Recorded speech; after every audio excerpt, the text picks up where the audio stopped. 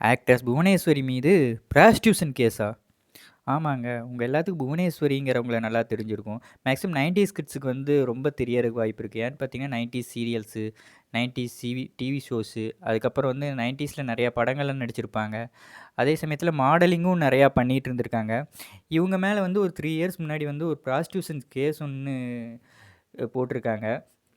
இப்ப அதுக்கான ஜட்ஜ்மெண்ட் வந்து 3 இயர்ஸ் கழிச்சு வந்து இவங்க அஃபீஷியலா அனௌன்ஸ்மென்ட் பண்ணியிருக்காங்க. இவங்க வந்து ப்ராஸ்டியூஷன் பண்ணல. இவங்க நிரபராதி அப்படின்னு சொல்லிட்டு. அப்பயே அவங்க நெறையா போராடி பார்த்துருக்காங்க. இல்ல நான் அதெல்லாம் எதுவுமே பண்ணல.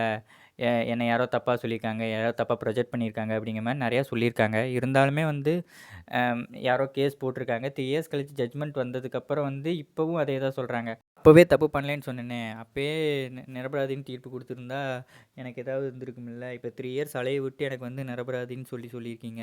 இந்த 3 இயர்ஸு நான் இந்த மாரி ஒரு பட்டத்தில தானே நான் அலைஞ்சிட்டு இருந்தேன். எல்லாரும் என்னைய ஒரு மாரி தானே பார்த்தாங்க. இதெல்லாம் போகுமா?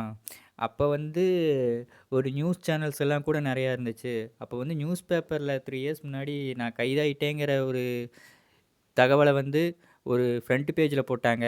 ஆனா, இப்ப நான் ரிலீஸ் ஆயிட்டேன் அப்படிங்கிற ஒரு தகவல வந்து ஒரு சின்ன ஒரு ஹெட்லைனா தான் போடுறாங்க. மீடியாவும் வந்துட்டு எது கவர்ச்சி அதிகமா இருக்கோ அதத்தானே நீங்க போடுறீங்க. என்னோட வாழ்க்கையே போச்சு அப்படிங்கிற மாரி சொல்லிட்டு பயங்கர உருக்கமா ஒரு பதிவு விட்டுருக்காங்க.